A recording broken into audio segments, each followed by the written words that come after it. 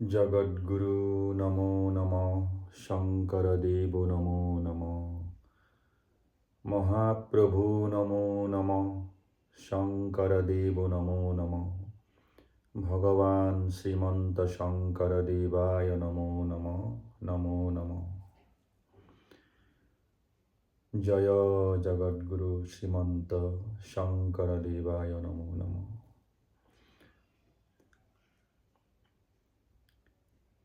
হরে প্রেম হরে প্রেম, হরে প্রেম হরে প্রেম। Love is God, work is worship. প্রেমেই ঈশ্বর, কর্মই ধর্ম। প্রেমেই ঈশ্বর, কৰ্মই ধৰ্ম। মই এখন গ্ৰন্থ ৰচনা কৰিছোঁ। সেই গ্ৰন্থখনৰ নাম হ'ল ভক্তি মহাতত্ত্ব। এই ভক্তি মহাতত্ত্ব এক জীৱন দৰ্শন। মই বাস্তৱবাদক আশ্ৰয় কৰি বিজ্ঞানসন্মতভাৱে এই গ্ৰন্থভাগ ৰচনা কৰিছোঁ। এই ভক্তি মহাতত্ত্ব গ্ৰন্থখনৰ আজিৰ যিটো চেপ্টাৰ, আজিৰ যিটো অধ্যায়, সেই অধ্যায়টো হ'ল ভক্তি তত্ত্ব। ভক্তি তত্ত্ব। এই ভক্তি তত্ত্ব ভাগ লেছাৰী চন্দৰ সুৰত মই ৰচনা কৰিছোঁ।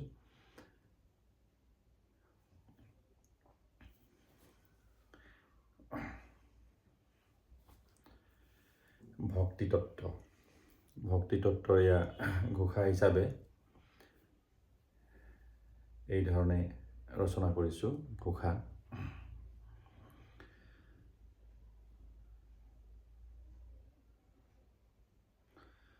ভজ ধাতু মানে জানিবা,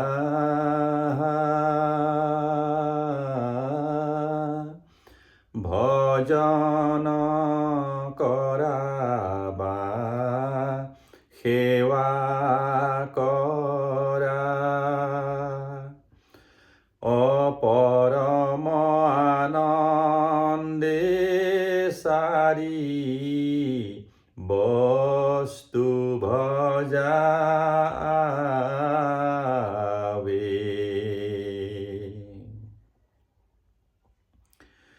গুৰুদেৱ নাম আৰু ভকত চাৰি বস্তু যিটো ভজিবে ক, অচাৰি তত্ত্ব এক হুয়া হৃদয়ত থাকে।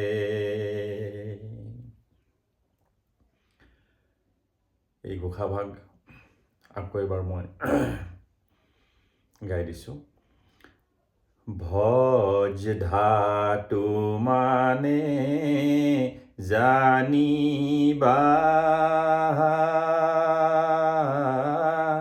ভজন কৰাবা সেৱা কৰা,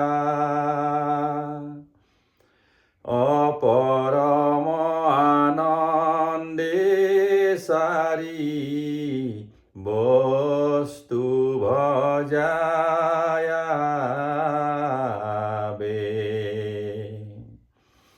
গুৰুদেৱ নাম আৰু ভকত চাৰি বস্তু যিটো ভজিবে ক, অচাৰি তত্ত্ব এক হুয়া হৃদয়ত থাকে। এই গুৰুদেৱ নাম ভকত, এই চাৰি বস্তু হ'ল এটা বস্তু। এই চাৰিটা মিলি এক তত্ত্ব।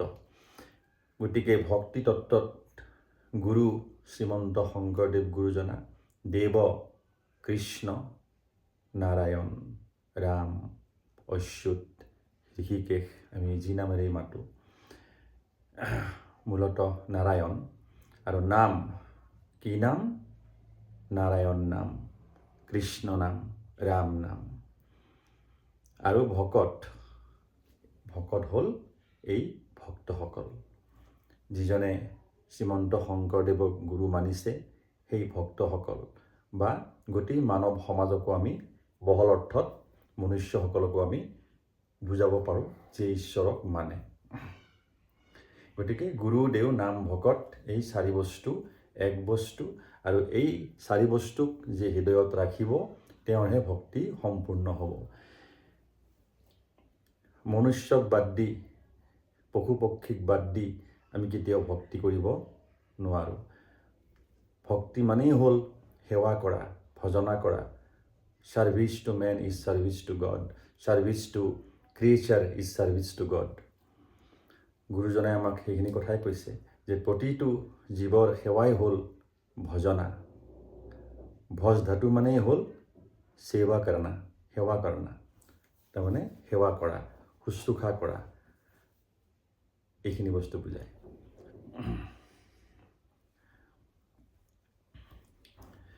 পদ হিচাপে মই ৰচনা কৰিছোঁ এই ধৰণে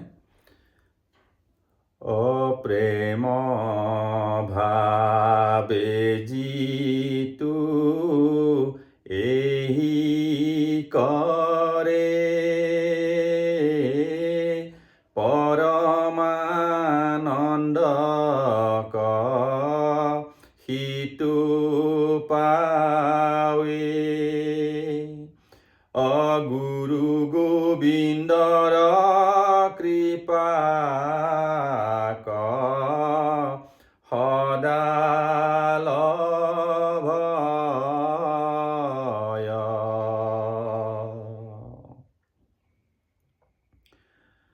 অগুৰু গোবিন্দৰ কৃপা লোভী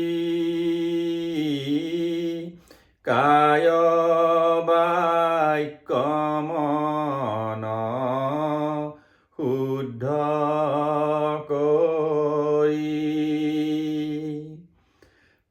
ইহ সংসাৰত বৈকুণ্ঠ তবাস প্ৰায়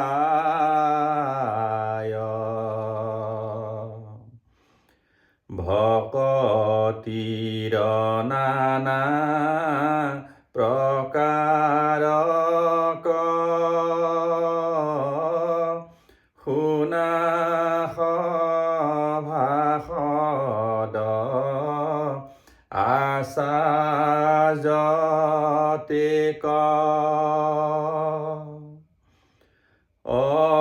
শুনা সবে জানা কৰি মন প্ৰাণ এক পৰম আত্মাত ভক্তি কৰি হৰি নাম কীৰ্তন কৰি অপৰম আনন্দে পাইবা গুৰু গোবিন্দ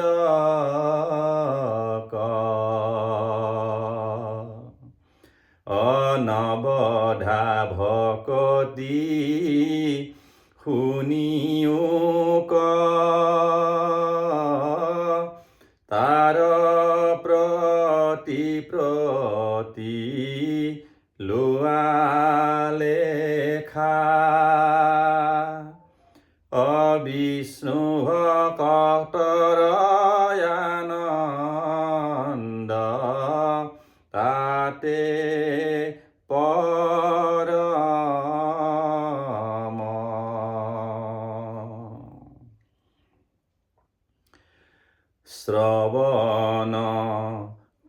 কীৰ্তন স্মৰণম পাদ সেৱনম অৰ্চনম অসখিত দাস্য আৰু জানা বন্দনম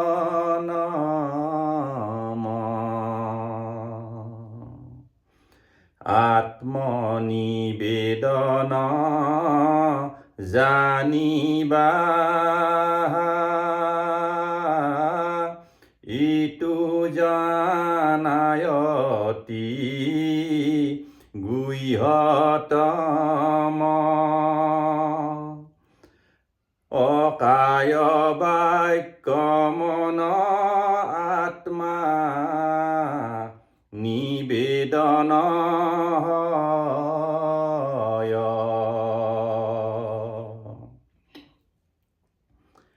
শ্ৰৱণ কীৰ্তন স্মৰণম পাদসেৱনম অৰ্চনম সখিত দাস্য বন্দনম অৰ্থাৎ বন্দনা আৰু আত্মনিবেদন এই হ'ল নৱধা ভক্তি। এয়া হ'ল 9 প্ৰকাৰৰ ভক্তি।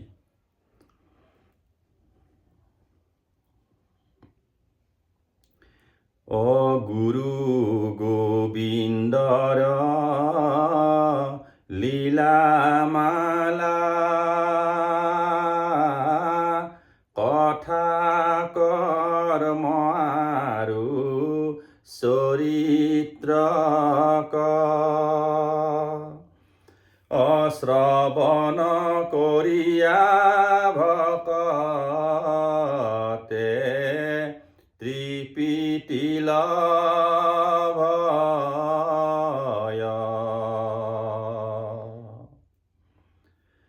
শ্ৰৱণ কৰন্তে বুজিবা শব্দ ব্ৰহ্ম হৃদি স্থিত হৈব অসমস্ত শৰীৰ তুষ্ট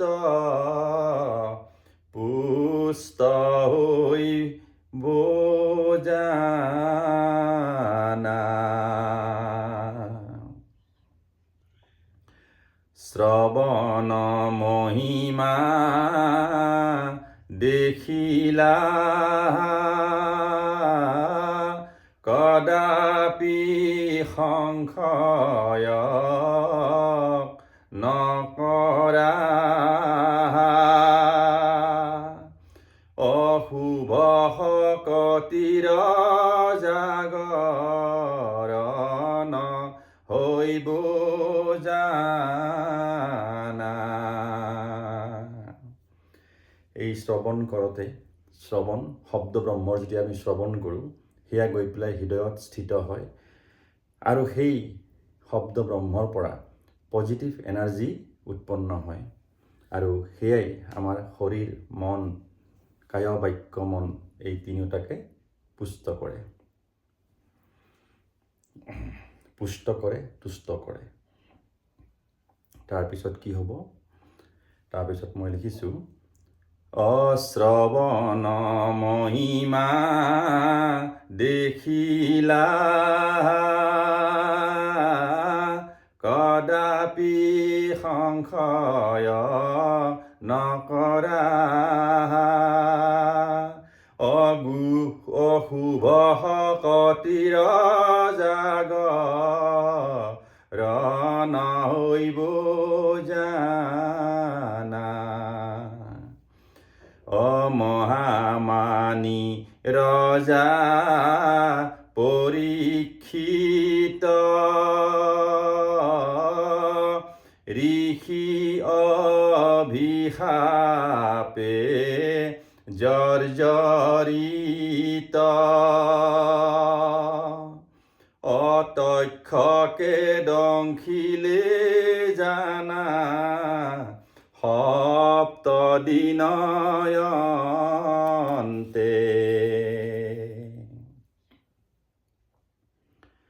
শাস্ত্ৰ দিবাকৰ ভাগৱত শ্ৰৱণ কৰিয়া এক চিত্ত অবৈকুণ্ঠে চলিলায় প্ৰয়াসে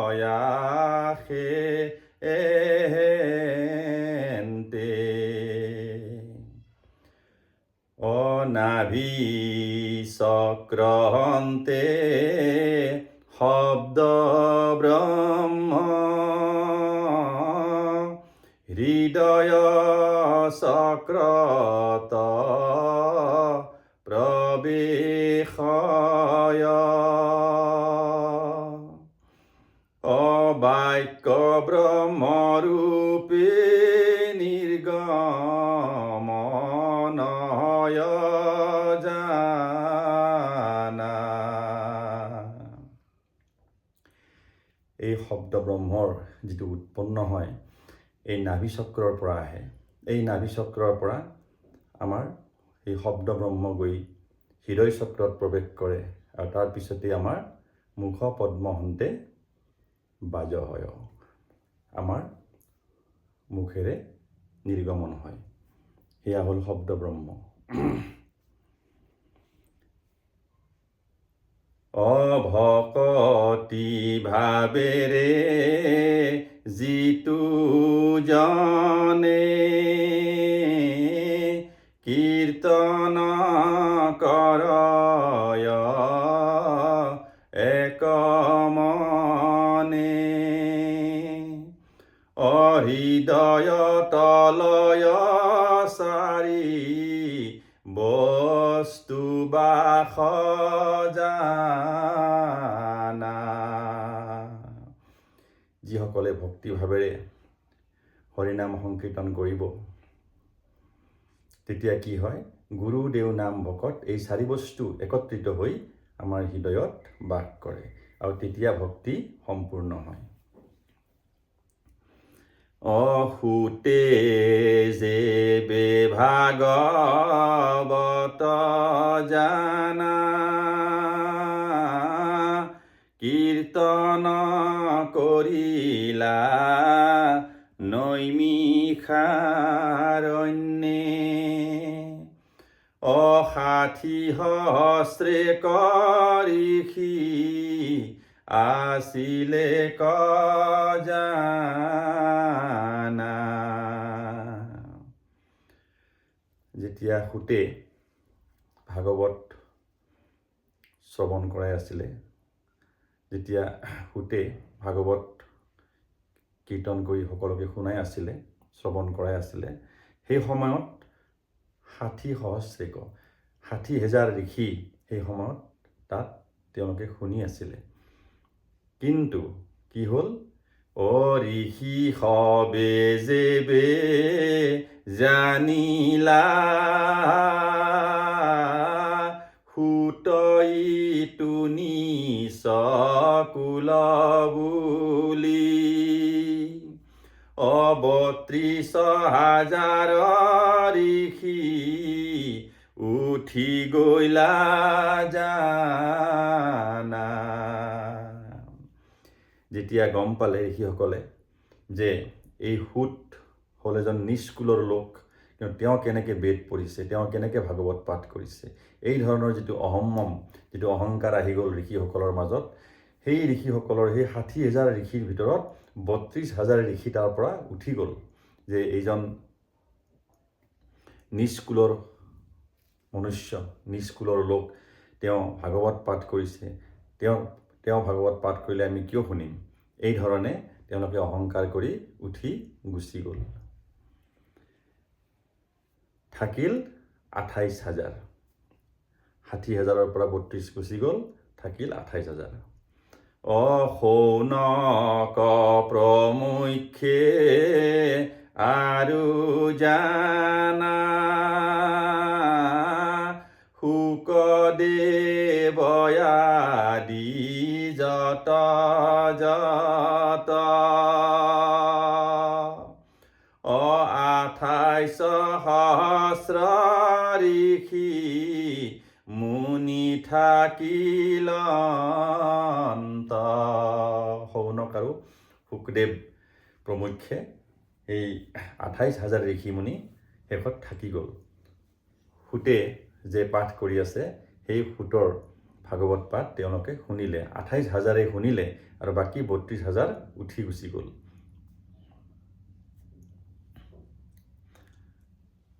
গতিকে টোটেল আছিলে 60,000, 60,000ৰ ভিতৰত 32,000 উঠি গ'ল, থাকিলে 28,000 ঋষি। গতিকে এই 28,000 ঋষিয়ে ভাগৱত ভাগ শ্ৰৱণ কৰিলে। আৰু পঢ়িলে কোনে? সূতে। সূত আছিল নিষ্কুলৰ। গতিকে সেই সময়তো যিটো জাতিভেদ প্ৰথা, উচ্চ নিচ অস্পৃশ্যতা বহুত বেছি আছিলে।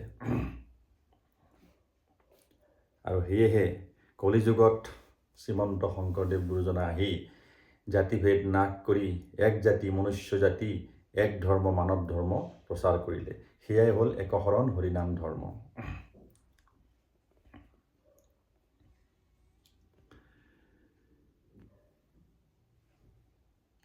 সূতে ভাগৱত কৰিলা পাঠ, সবেও শুনিলা দমাই মাথ। অবৈকুণ্ঠৰ কল্পতৰু শাস্ত্ৰ শুনিলন্ত, সেই ভাগৱত শাস্ত্ৰ জানা, শুকমুখে শুনে পৰীক্ষিতে। 7 দিন 7 ৰাতি বহি গৈলা জানা, কীৰ্তন কৰিয়া শুকমুনি, পৰম পদক পাইলা মুনি। ভাগৱত শাস্ত্ৰ মহিমা অপাৰ জানা, হিৰণ্য কশ্যপ গৈলা জানা, ঘোৰ তপস্যাক কৰিবাক, অতাৰ জায়া নাম কায়াধু সুন্দৰী জানা।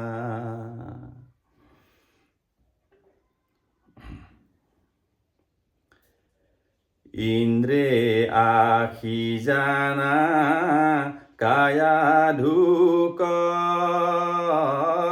হৰণ কৰিলা মন্দ মন, নাৰদে পাইলা লাগ বন মাজে জানা। হিৰণ্যকশ্যপ নামৰ যি অসুৰ আছিলে, সেইজনে তপস্যা কৰিবলৈ গ'ল। তাৰপিছত সেই বনতে হিৰণ্যকশ্যপৰ জায়া অৰ্থাৎ পত্নী আছিল কায়াধু। সেই কায়াধুক ইন্দ্ৰই পাই ইন্দ্ৰই হৰণ কৰি লৈ গ'ল। তেতিয়া নাৰদে ৰাস্তাতে পালে, পাই তাৰপিছত কি কয় শুনক। মই এই ধৰণে লিখিছোঁ। এই সৃষ্টিখিনি মোৰ নিজৰ মনৰ পৰা মই বস্তুখিনি সাৰাংশ হিচাপে লিখিছোঁ। তাৰপিছত কি হ'ল, অ নাৰদ বদতি মহামানী। নাৰদে কৈছে, হে মহামানী ইন্দ্ৰ, অ তুমি ইন্দ্ৰদেৱ সুৰপতি, তুমি গোটেই দেৱকুলৰ পতি, দেৱকুলৰ তুমি স্বামী, হে ইন্দ্ৰদেৱ। অ কিনো মন্দ কৰ্ম কৰিয়া আছা তুমিতো এইটো বহুত বেয়া কাম কৰিলা, এই বুলি নাৰদে ইন্দ্ৰক কৈ আছে। গৰ্ভৱতী জানা ইটো নাৰী, ইহাক এৰা মহামানী। অ মহাপাপ ভাগ জানিবা পাইবা তুমি। নাৰদে কৈছে, হে ইন্দ্ৰ, মহামানী ইন্দ্ৰ, এই যে নাৰীগৰাকী আছে, এই নাৰীগৰাকী গৰ্ভৱতী, গতিকে এওঁক তুমি এৰি দিয়া, নহ'লে তোমাৰ মহাপাপ হ'ব, এই বুলি নাৰদে ইন্দ্ৰদেৱক বুজাইছে। অ নাৰদ বচন শুনি ইন্দ্ৰে, কায়া দুকতাতে এৰিলন্ত। অ নাৰদে ৰাখিলা সুন্দৰ আশ্ৰম স্থানে। নাৰদে তেতিয়া সেই কায়াধুক এখন আশ্ৰমত থলে। অ সদা হৰি কথা মাতৃ শুনয়। হিৰণ্যকশ্যপ বুলি ক'লে আমাৰ অসমীয়াত হিৰণ্যকশিপু বুজায়, হিৰণ্যকশিপু। এই হিৰণ্যকশিপুৰ ঔৰসত কায়াধুৰ গৰ্ভত কোন আহিছিলে? ভক্ত প্ৰহ্লাদ আহিছিলে। সেই তেতিয়া সেই আশ্ৰমত যে থৈ গ'ল, থৈ যোৱাৰ পিছত সদায় হৰিনাম সংকীৰ্তন শুনি থাকে, সদায় হৰি কথা শুনে, ভাগৱত শ্ৰৱণ কীৰ্তন হৈ থাকে, সেই ঈশ্বৰৰ কথাবিলাক শুনি থাকে। মাতৃয়ে শুনে, কায়াধুৱে শুনে, গতিকে গৰ্ভত থকা সন্তানটো প্ৰহ্লাদেও শুনি থাকে। এয়াই হ'ল এই যিটো সংস্কাৰ, এই সংস্কাৰটো প্ৰহ্লাদে গৰ্ভত থাকিয়ে পালে। ঈশ্বৰৰ গুণনাম, ঈশ্বৰৰ সংকীৰ্তন, ঈশ্বৰৰ চৰিত্ৰ, এই সকলোবিলাক তেওঁ গৰ্ভত থাকিয়ে প্ৰহ্লাদে পাই আছিলে। সদা হৰি কথা মাতৃ শুনয়, গৰ্ভত প্ৰহ্লাদে জ্ঞান লভয়। গৰ্ভত থাকিয়ে প্ৰহ্লাদে ঈশ্বৰ তত্ত্ব প্ৰাপ্ত কৰিলে, ঈশ্বৰ তত্ত্ব জ্ঞান তেওঁ পালে। স্মৰণ কৰিয়া পৰম জ্ঞান লভিলে, স্মৰণ মহিমা শুনিলা মনুষ্য লোকৰ জনগণ। ইটো জানা মহাতত্ত্ব মহাৰত্নাকৰ,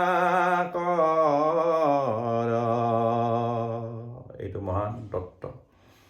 গতিকে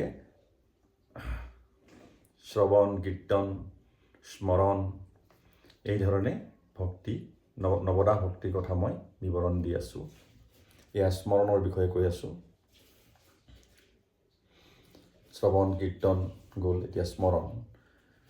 এই স্মৰণ প্ৰহ্লাদে মাতৃৰ গৰ্ভতে কৰি আছে। যেবে গৰ্ভৱতী হৈবা আই, হৰি কথা শুনা সৰ্বদাই।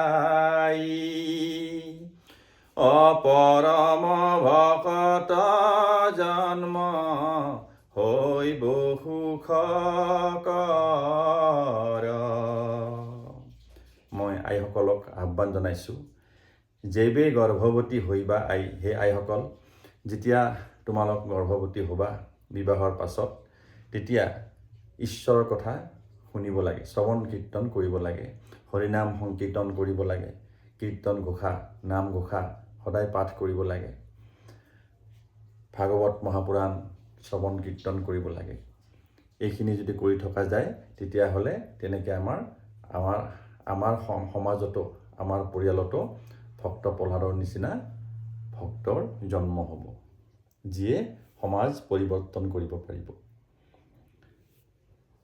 সমাজক ভাল দিশেৰে লৈ যাব পৰা এজন ভক্ত, এজন ভাল মনুষ্য, উত্তম মনুষ্য জন্ম হয়।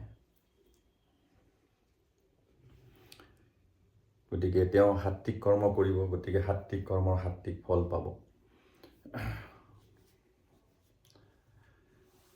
মোৰ কথা ইটো মানিবা, সাক্ষাতে প্ৰমাণ দেখিলা, অসংশয় থাকিলে ভাগৱত শাস্ত্ৰ চোৱা, হৰিৰ মহিমা জানায় পাৰ, হৰি বিনে আন নাহি আৰ, হৰি নাম গুণ পৰম আনন্দে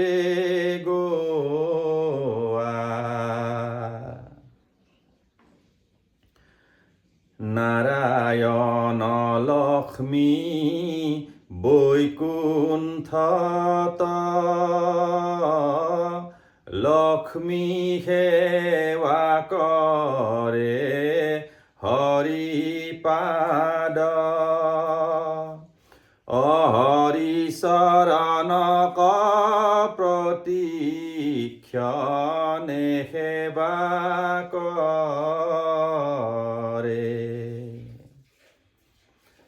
সেই কৰমত নাৰায়ণ মহাতুষ্ট হন্ত বদ্ৰীনাথ, যত্ৰ নাৰায়ণ তত্ৰ লক্ষ্মী বাস কৰে।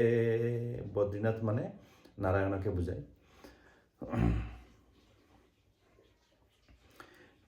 পাদ সেৱনক ৰাখিলো, অৰ্চন কয়ামি কহিব, এক চিত্তে আক শ্ৰৱণ কৰিবা। পাদ সেৱন বিষয়ে ক'লোঁ, এতিয়া অৰ্চনৰ বিষয়ে ক'ম। পৃথু ৰাজা এক আছিলে, পৃথু নামে এজন ৰজা আছিলে, তেওঁ নাৰায়ণৰ অংশ অৱতাৰ আছিলে। নাৰায়ণ অংশ অৱতাৰ, ধেনুৰূপী বসুমতীক পালিলা,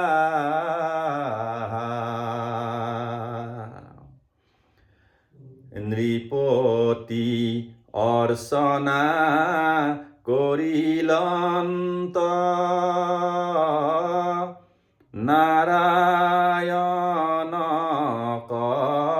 বুলিলন্ত, অকৃপা কৰা প্ৰভু মোক তুমি নাৰায়ণ।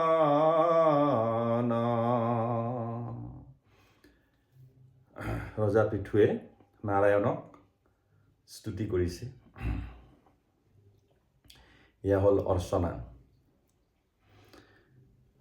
মোৰ ৰাজ্যে প্ৰজা সুখী হওক, মাৰি মৰক যে নহওক, এই কৃপা মোক কৰিও নাৰায়ণ।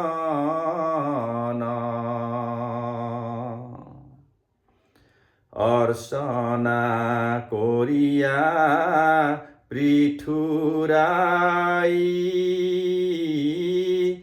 নাৰায়ণ কৃপা এবে পাই।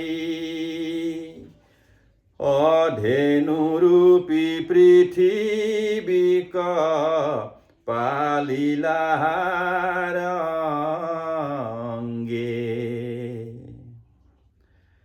অৰ্চনৰ এই মহিমাক বেকত কৰিলো শুনিলা। অসভাসদ যত শুনিলা মহাৰংগে।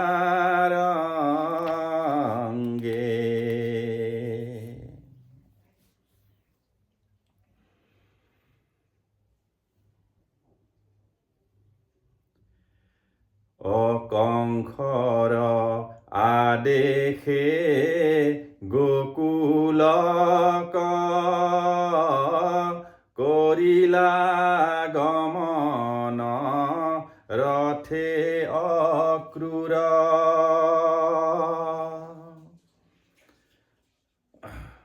কংসৰ আদেশত অক্ৰূৰে গোকুললৈকে গমন কৰিছিল, তেওঁ ৰথ লৈ গৈছিলে। তাৰপিছত কি হ'ল? মথুৰা কলাগি আনিবে কৃষ্ণ বলক। ৰজা কংসই অক্ৰূৰক আদেশ কৰিছিলে যে তুমি যোৱা, গোকুললৈকে যোৱা, গৈ পেলাই গোকুলৰ পৰা তুমি মথুৰালৈকে যোৱা, গৈ পেলাই মথুৰাত কৃষ্ণ আৰু বল আছে, দুইজনকে মোৰ ৰাজসভালৈকে লৈ আহা, নিমন্ত্ৰণ কৰি লৈ আহা। এই বুলি কংসই অক্ৰূৰক পঠিয়াইছিলে মথুৰালৈকে। অপ্ৰতি আগমন সময়ত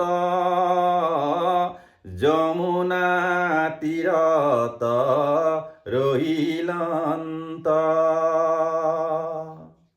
অশ্বক জলপান আপুনি স্নান কৰিবাক।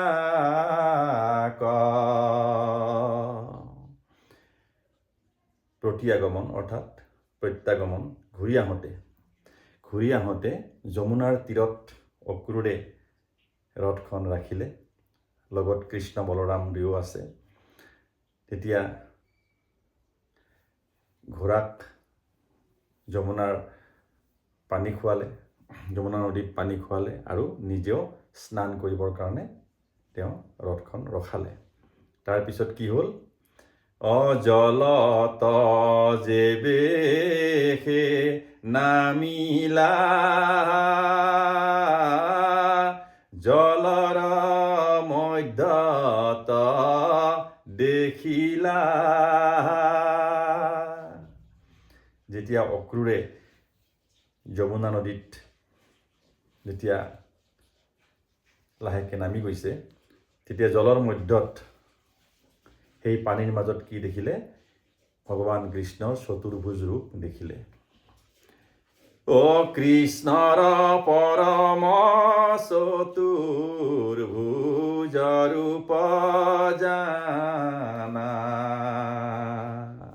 কৃষ্ণ বলৰামটো ৰথত বহি আছে, কিন্তু যেতিয়া অক্ৰূৰে জলত নামি গ'ল, যমুনাৰ জলত, তেতিয়া সেই জলৰ মধ্যত, পানীৰ মাজত তলত দেখিলে যে কৃষ্ণৰ চতুৰ্ভুজ ৰূপ। অক্ৰূৰে বন্দনা কৰিবে ক, লাগিলা পৰম আনন্দত। বন্দনৰ ইটো মহিমা কহবে জানা। গতিকে অৰ্চনৰ পিছত বন্দন, এই বন্দন ভক্তিৰ বিষয়ে ক'বলৈ গৈ মই এইখিনি এটা উদাহৰণ দিলোঁ যে এই অক্ৰূৰৰ যিখিনি ভক্তি, এইটো হ'ল বন্দন ভক্তি, বন্দনত আহে। ত্ৰেতা যুগে দেখা হনুমন্তে, ৰাম ভক্তি কৰি দাস্য ভাবে। দাস্য ভকতিৰ সাক্ষাতে প্ৰমাণ ভৈলা। কলিৰ যুগত শংকৰ দেৱে, দাস্য আৰু প্ৰেম ভকতি ক,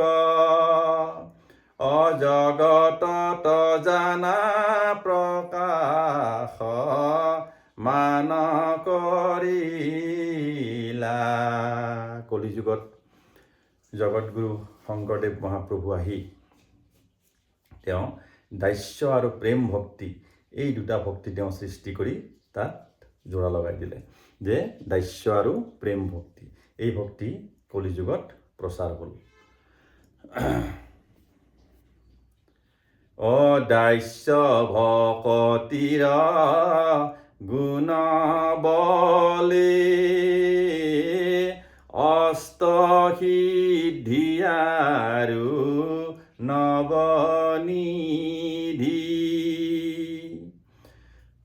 সবাকোলভিলা মহা ভক্ত হনুমন্তে।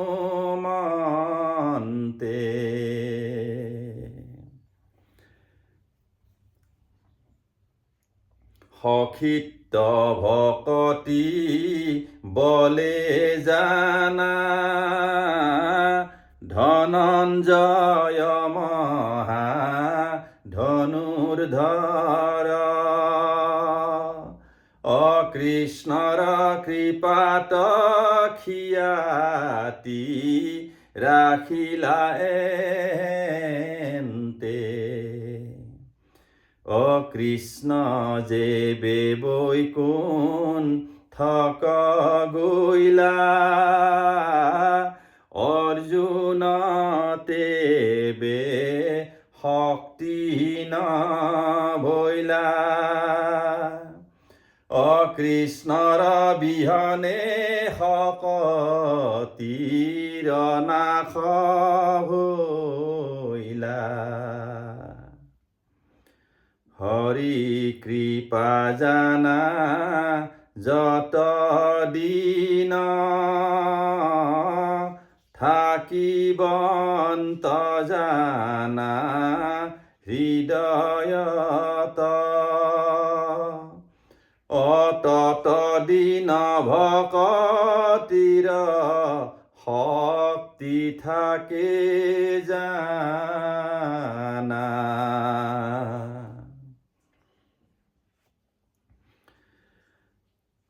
একদিনা দিতি কাম ভাবে,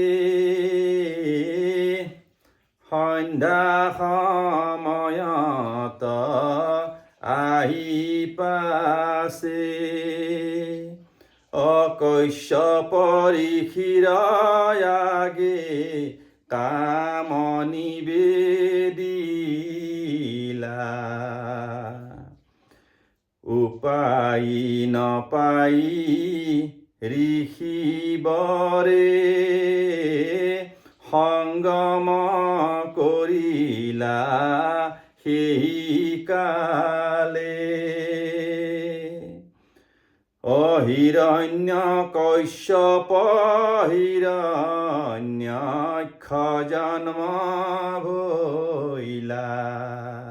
তেতিয়া এই দিতিৰ গৰ্ভত আৰু কশ্যপ ঋষিৰ ঔৰসত কোন আহিল?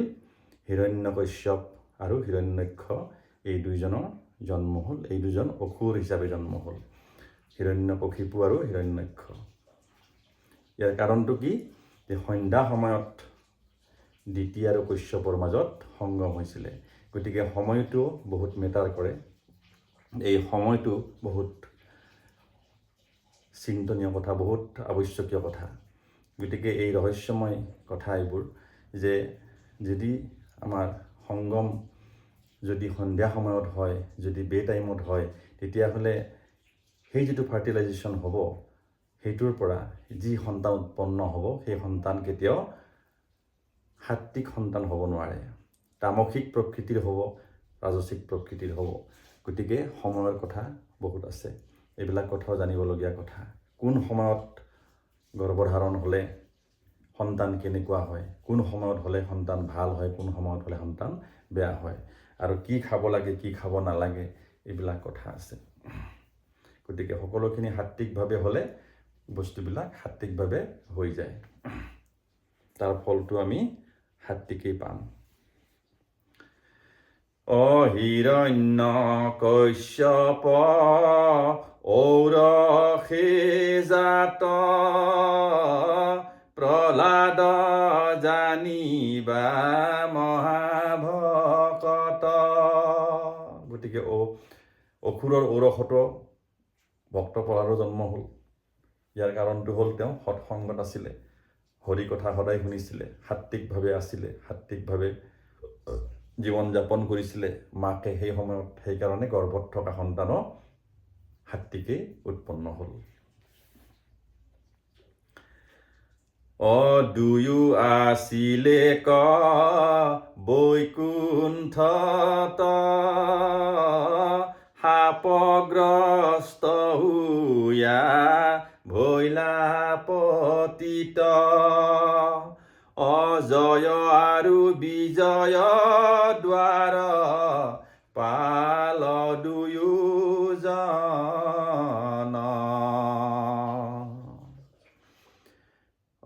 প্ৰহ্লাদৰ পুত্ৰ বিৰোচন,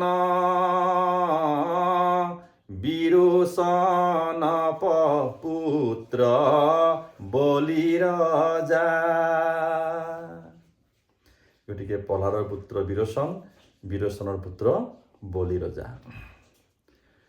বলিৰ জ্যেষ্ঠ যে পুত্ৰ বানৰ জানা। সেই বলি ৰজাৰে জ্যেষ্ঠ পুত্ৰৰ নাম আছিল বান ৰজা। আমাৰ শোণিতপুৰৰ ৰজা আছিলে বান ৰজা। সেই বান ৰজা বলিৰ জ্যেষ্ঠ পুত্ৰ।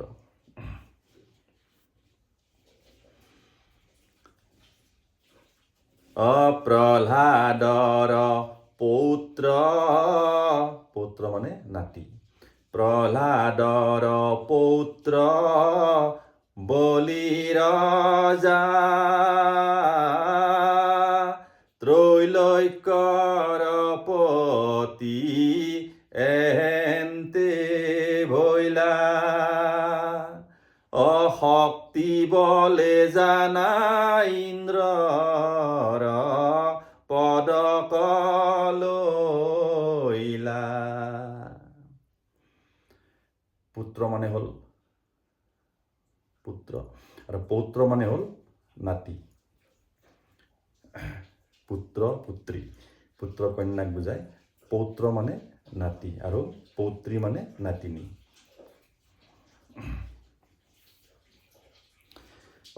মহাবিষ্ণু ভক্ত আছিলে ৰজা বলি জানা মহামানী। বিষ্ণুৱে চলিলা তিনি পাদভূমিলৈ।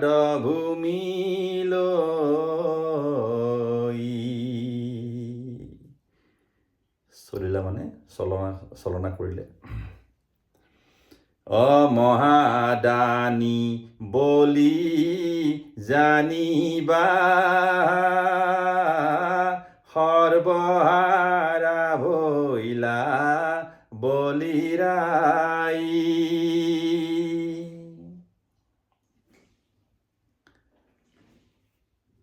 ভকতিত স্থিৰ হৈয়া ৰৈলা মহাৰাই।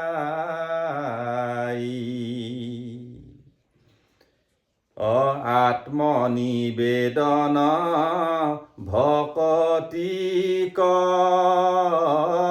বুজিয়া লৈবা সভাসদ। এই ধৰণে মই এতিয়া যিটো আত্মনিবেদন, নৱধা ভক্তিৰ যিটো আত্মনিবেদন ভাগ আছে, এই আত্মনিবেদন হ'ল বলিৰ যিটো ভক্তি, এই ভক্তিটোক আমি আত্মনিবেদনৰ শাৰীত ৰাখিব পাৰোঁ। এইটো এটা উদাহৰণ দিলোঁ।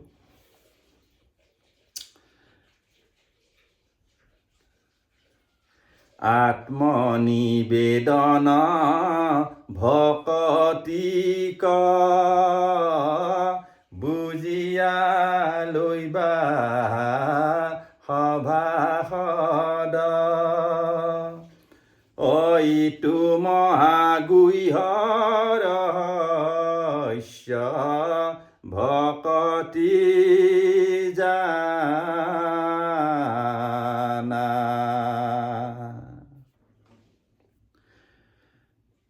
সুতল পুৰিত ৰাজা গৈলা পৰিয়াল সহিতে আনন্দে ৰৈলা। বিষ্ণুক ৰাখিলা দ্বাৰ পাল কৰি জানা। এই ভক্তিৰ বলত, এই যিটো আত্মনিবেদন ভক্তি, এই ভক্তিৰ বলত ৰজা বলিয়ে স্বয়ং ভগৱান বিষ্ণুকো সেই শীতলপুৰীত ৰাজ দৰবাৰত তেওঁ বিষ্ণুক দুৱাৰপাল কৰি ৰাখিছিলে, আৰু বিষ্ণুৱে দুৱাৰপাল হৈ আছিলে ভক্তিত তুষ্ট হৈ পেলাই।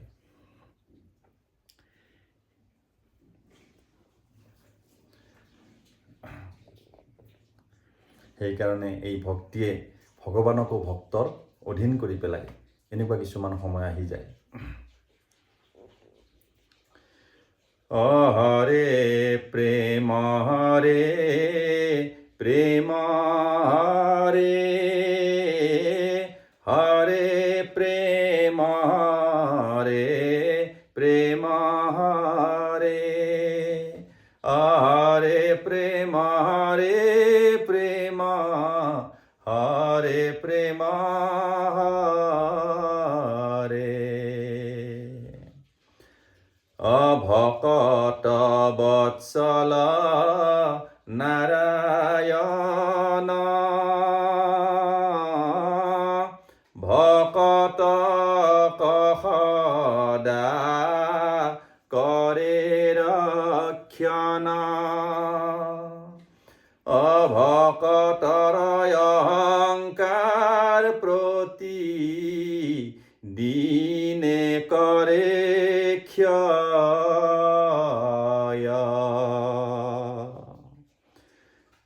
ভকতৰ চয় ৰিপু ক্ষয় কৰি কায় বাক্য মন শুদ্ধ কৰি। ভকতক কৃপা কৰিয়া থাকে নিশ্চয়।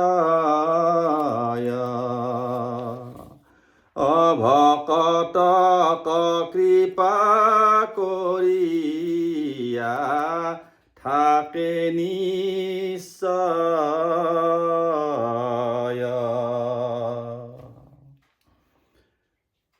পৰাগ ভূঞা জানা নাম মোৰ,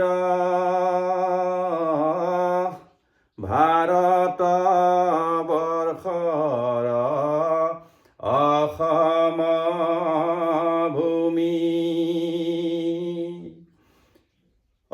মহাপুণ্য বলে ভৈলো জনম জানা।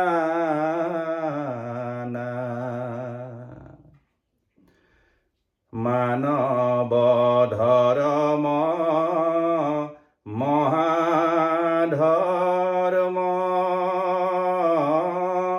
প্ৰেম দয়া ক্ষমা অহিংসা যত।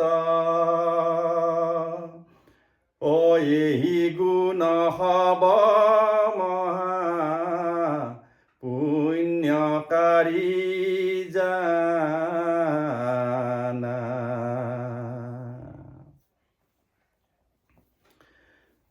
অপৰাগ ভূঞা জানা নাম মোৰ, ভাৰত বৰ্ষৰ অসম ভূমি। মহাপুণ্য বলে ভৈলো জনম জানা। মানৱ ধৰ্ম মহাধৰ্ম, প্ৰেম দয়া ক্ষমা অহিংসা যত। এই গুণ হব মহা পুণ্যকাৰী জানা। জয় গুৰু শংকৰ, জয় গুৰু শংকৰ। হৰি বল, হৰি বল, হৰি বল।